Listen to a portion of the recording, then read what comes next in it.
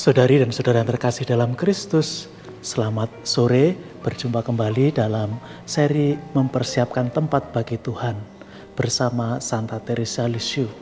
Mari kita mengawali permenungan kita hari ini dengan terlebih dahulu mendoakan doa malaikat Tuhan. Demi nama Bapa dan Putra dan Roh Kudus. Amin. Maria diberi kabar oleh malaikat Tuhan bahwa ia akan mengandung dari Roh Kudus.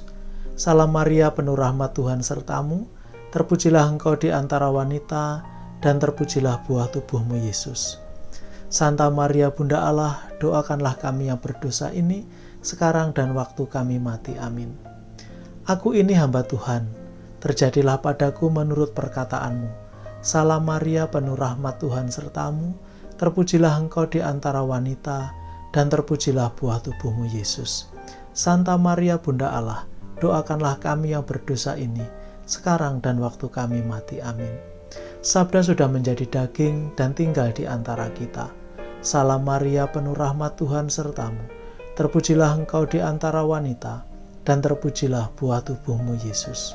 Santa Maria Bunda Allah, doakanlah kami yang berdosa ini, sekarang dan waktu kami mati. Amin. Doakanlah kami ya Santa Bunda Allah, supaya kami dapat menikmati janji-janji Kristus. Marilah kita berdoa. Ya Allah, karena kabar malaikat kami mengetahui bahwa Yesus Kristus Putramu menjadi manusia, curahkanlah rahmat-Mu ke dalam hati kami, supaya karena sengsara dan salibnya, kami dibawa kepada kebangkitan yang mulia, sebab Dialah Tuhan dan pengantara kami. Amin. Saudari dan saudara yang terkasih, hari ini hari Jumat. Injil yang kita dengarkan dalam Ekaristi dari Injil Matius bercerita ketika Yesus membuat perbandingan. Bagaimana menurut dan mengikut kehendak Tuhan itu ternyata tidak selalu gampang. Digambarkan seperti panggilan Tuhan itu seperti bermain musik, meniup seruling, tetapi tidak ada yang menari. Menyanyi lagu duka, tidak ada yang menangis. Nah, apa yang terjadi sebenarnya? Mengapa Yesus sampai memberi perumpamaan demikian? Rupanya Yesus menghadapi orang-orang yang selalu punya alasan untuk menolak kehendak Tuhan. Orang-orang yang selalu memiliki alasan apapun itu. Contoh, ketika Yohanes datang, penampilannya eksentrik, dia tidak seperti orang kebanyakan. Dia lebih banyak berpuasa, tinggal di keheningan, makanan dan minumannya pun tidak seperti orang kebanyakan. Lalu orang-orang mengatakan apa? Dia gila. Dia kesurupan setan. Lalu Yesus datang. Yesus datang bergaul dengan para pendosa, dia makan bersama para pendosa, dia juga minum bersama mereka. Lalu apa komentar orang-orang? Ini dia pemabuk dan peminum. Ada saja alasan untuk menolak, ada saja alasan untuk tidak menerima. Padahal mereka menantikan datangnya Mesias. Ketika Yohanes Pembaptis dulu berseru, bertobatlah, kerajaan Allah sudah dekat. Dia yang akan datang kepadaku lebih hebat dari aku. Dan ketika semua tanda yang menunjukkan kehadiran Mesias itu tiba, mereka toh tetap tidak mau menerima dia. Ketika yang dijanjikan ini mampu menyembuhkan orang yang sakit, membuat banyak mukjizat, mereka pun tetap dengan segala alasan untuk tidak mau terikat dengan kehendak Allah yang sungguh sebenarnya mampu mereka lihat. Nah, saudari dan saudara terkasih, di sini persoalannya adalah soal ketaatan. Di sini persoalannya adalah soal kemauan dan kehendak untuk mengikuti kehendak Tuhan, untuk menuruti perintah Tuhan, untuk menjalankan semua ajaran Tuhan. Nah, seperti yang sudah-sudah, kita akan belajar dari Santa Teresia Lisieux.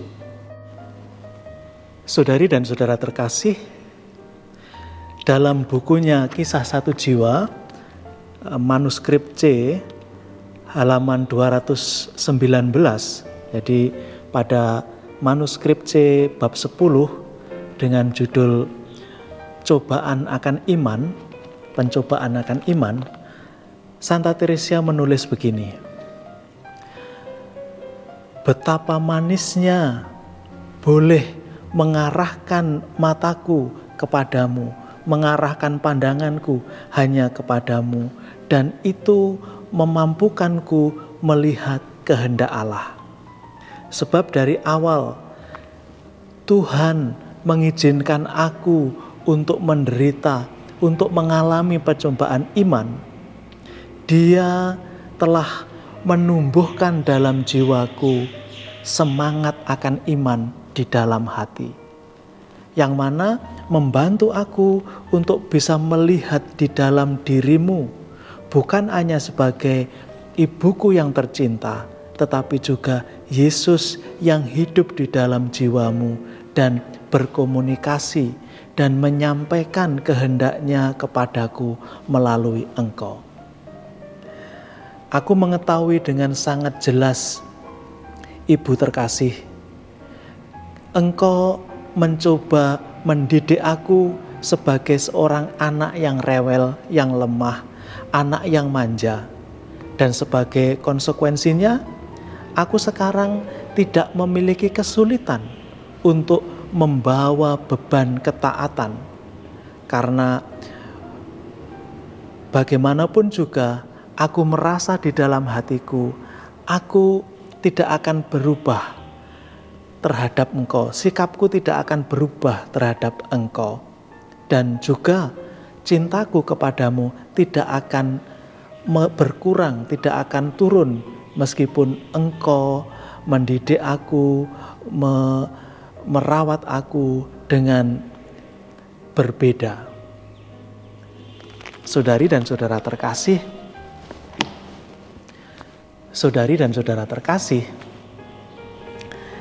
yang kita pelajari dari Santa Teresia Lisieux di sini adalah bagaimana dia mampu melihat kehendak Allah itu tercermin dari perintah atasannya, pimpinannya.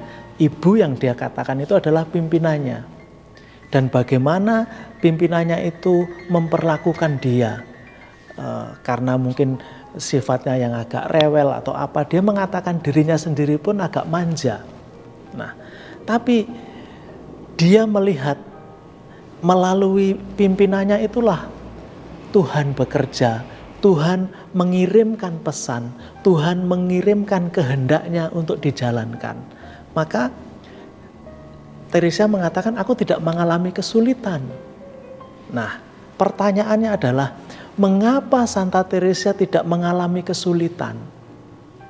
Karena kita pun tahu, kita pun melihat bahwa Allah bekerja melalui orang-orang di sekitar kita, melalui pimpinan kita, melalui para imam, melalui gereja, Tuhan bekerja. Tetapi kerap kali kita masih mengalami kesulitan untuk taat. Kita mencoba mencari alasan untuk menolak, untuk tidak ikut serta. Kita meramu-ramu, merangkai-rangkai logika agar kita terhindar dari kewajiban untuk memenuhi kehendak Allah. Nah, pertanyaan lagi, mengapa Santa Teresia mampu taat? Bahkan dia mengatakan, aku tidak memiliki kesulitan untuk membawa bahkan beban berat ketaatan. Mengapa Santa Teresia bisa? Karena Santa Teresia tahu apa yang dituju. Karena Santa Teresia tahu tujuannya jelas. Kemarin kan kita sudah melihat juga bersama Santa Teresia bahwa tujuan akhir kita adalah surga. Dan surga itu tempat di mana Tuhan berada. Maka kalau segala kewajiban yang kita buat itu akhirnya memampukan kita untuk bersatu dengan Allah yang sangat kita cintai, mengapa kita menolak?